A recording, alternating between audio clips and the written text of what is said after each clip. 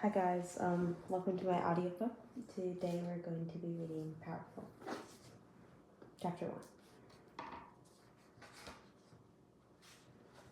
Powerful, a Powerless Story, Lauren Roberts.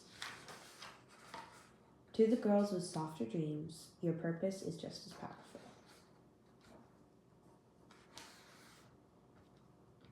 Prologue, Adina, 5 years ago. The biggest man I've ever seen is barreling behind me. Then again, it is likely that I'm exaggerating. Mama always did tell me what a curse it is to be blessed with such an overactive imagination. I would hate to proclaim that he's the largest man I've ever seen if he isn't truly worthy of the title. So, I dare glance over my shoulder, dodging carts and just in cobblestone beneath the boots swallowing my feet. Mama said I would grow into them. I'm still waiting for that day. No, this is definitely a giant man.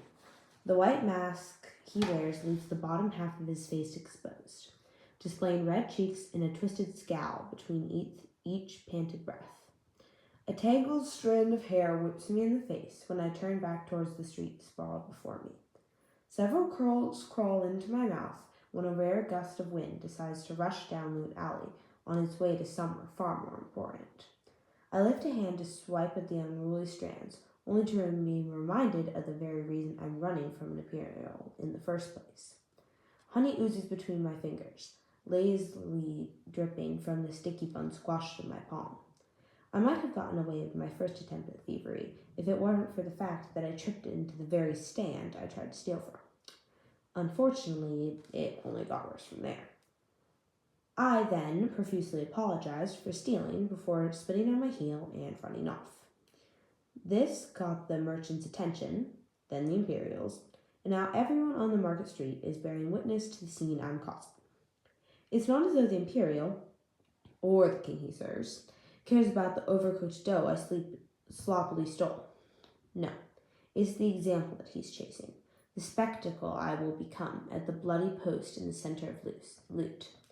Imperials like their whips, and I like my sticky buns. And, for some reason, the starving girl is in the wrong. Men, women, and wandering children jump out of my path, though most look unfazed at the sight of me hurtling past. Looting on loot is hardly uncommon. Merchants curse as I weave between their carts, though I shout my apologies at anyone who cares to accept them. This may be the most terrifying thing I've ever done. Attempting to sew a pleated skirt was certainly a daunting task, but the threat that his pointy needles pose likely pales in comparison to what this Imperial has in store for me. I glance down the sticky bun that is, in fact, feeling like its name suggests. What has gotten into me? I shout an apology to the woman scurrying out of the way, likely swallowed up by the sound of her cursing my name. Hunger. That's what's gotten into me. But I don't particularly like being cursed at. In fact, if most of the people yelling in my direction actually got to know me, I'm sure I'd make a completely respectable impression under different circumstances. Hair flinging over his shoulder, I peek at my giant pursuer. Face as red as ever, he charges persistently. Well, he's definitely not a flash, that's for certain. When my head swivels back towards the street, it's glinting silver that catches my eye.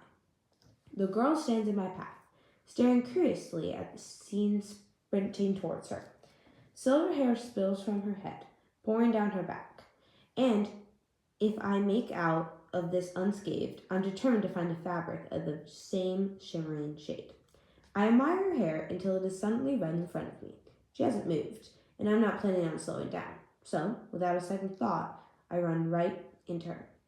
Well, technically, I run right through her.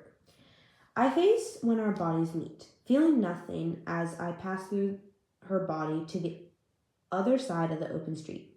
I don't dare look back until I hear a heavy thud hit the cobblestones behind me. I barely catch the Imperial's face hitting the stones before the girl is bounding behind me. Don't stop, she shouts, not bothering to fight the smile pulling at her lips. All I can manage is a breathless laugh in response, as I focus on forcing my tired legs faster. We run until she yanks me down a narrow alley, dodging the huddled homeless. This way, she ordered, continue to tug on my arm.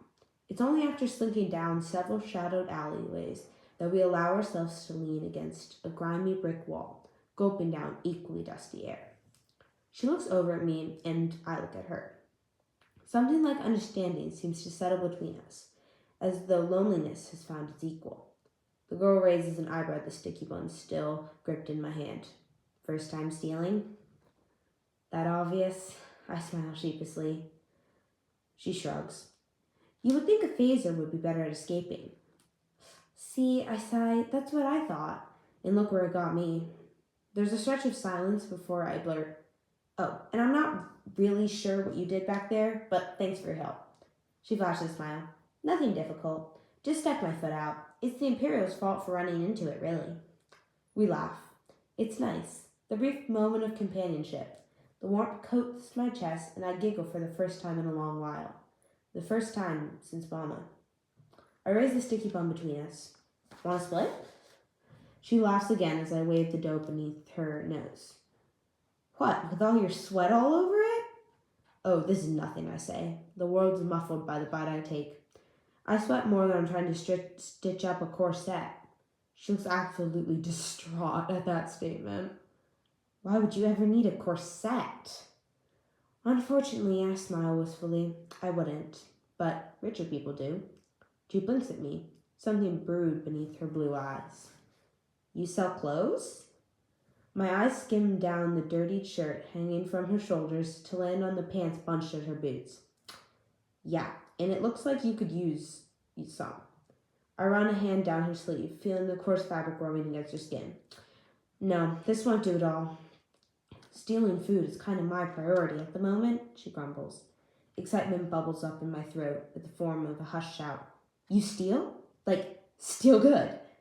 Steal good? She echoes skeptically. Well, whatever I just did was bad. She was quick to nod in agreement. So, can you do what I did, but, like, good? Anything is better than that, she says with an amused smile. But, yes, I steal good. Perfect, I reply cheerily before sticking out the hand currently unoccupied with my stolen goods. I'm Adina. She takes my hand, seemingly shaking it just to humor me. I'm Peyton.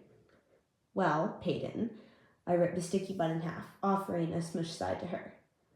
I think we could make a great team. She popped a piece of dough into her mouth. So, you sew, I steal. We share the money and the food? Exactly, I hesitated for a moment. I mean, unless you've got somewhere better to go than the slums. Not anymore, she says, a bit too quick.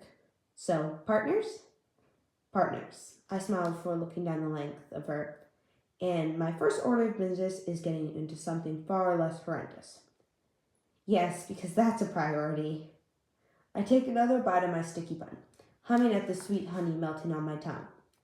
And your first order of business, I mumble between bites, is getting me more of these.